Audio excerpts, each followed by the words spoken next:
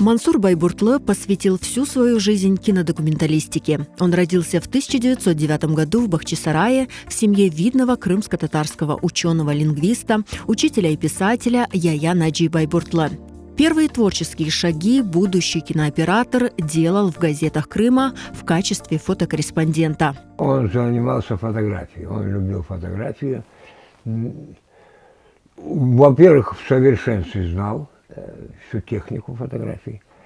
Здесь какой-то он называл, какой-то был очень учитель какой-то, значит, который вот молодежи преподавал это. И вот он заболел этим делом. Здесь какое-то время он якобы работал на вот Ялтинской киностудии. Мансур Байбуртлы учился во Всесоюзном государственном институте кинематографии. По окончании начал работать в Московской студии кинохроники. В 1937 году стал оператором Казанской, а в 1941 – Куйбышевской кинохроники.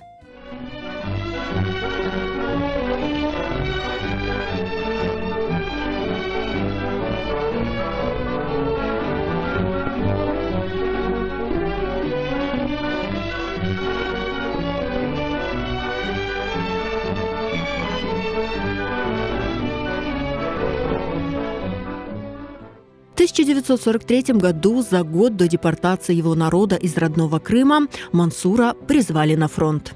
В 1943-м он ушел и попал в 4-й Украинский фронт.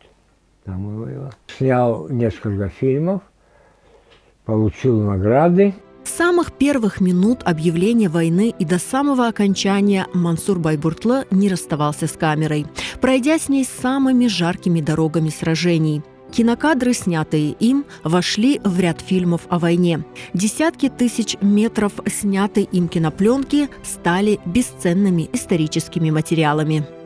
Товарищ Барбутлы работал на фронте кинооператором и военным корреспондентом с 1943 года в армиях 18-й, 38-й и в 1-й гвардейской. Создал много ценных кинодокументов о Великой Отечественной войне и ее героях. Снимал в районе Карпат, был вместе с кинооператором товарищем Каспием непосредственно на поле боя, проявил храбрость и отвагу, снимая боевой высококачественный документальный материал, который принят Москвой с оценкой «Отлично», премирован кинокомитетом. Из наградного листа оператора Барбутлы. «Военная хроника» — это вам не художественный фильм, писал Сущинский.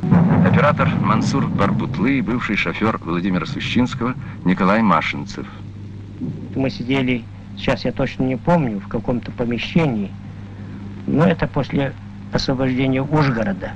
Да.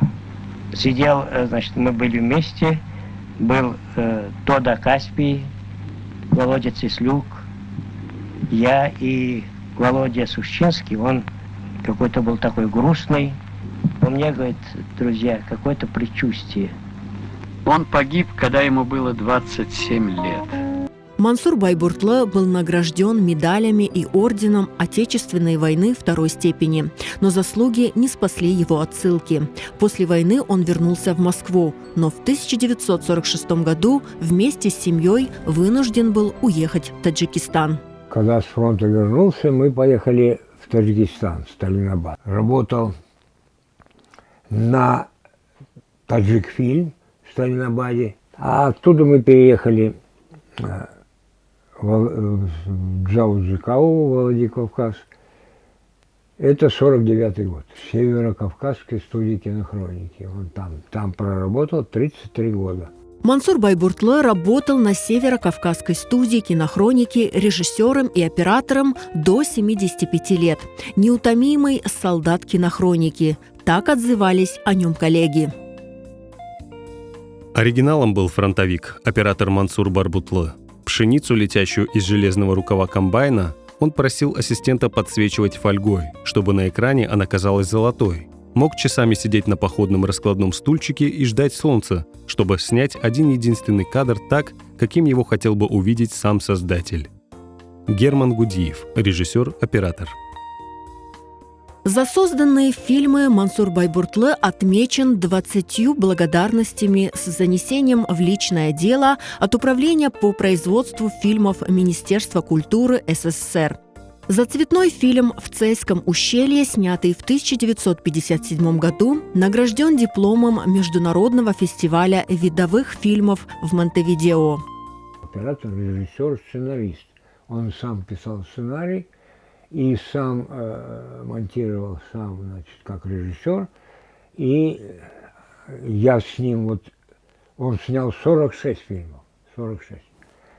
Я с ним, наверное, штук 12 работал, я с ним работал. Это был честный человек, это был грамотный, интеллигентный, отцом. Он был жесткий и очень хотел, чтобы я перенял это ремесло. Виктор Байбуртлы исполнил желание отца и также посвятил свою жизнь киноискусству. Он вспоминает: отец всегда мечтал вернуться в Крым. Тема родины для него была болезненной. Свою боль он выражал в своих работах. Он везде, отовсюду, везде покупал вот о Крыме литературу. Он был художник еще. Помимо всего, он еще, значит, писал картины. У него все картины дома написаны им. Все Крым. Горы, море, все о Крыме. Вот все картины, он акварели писал.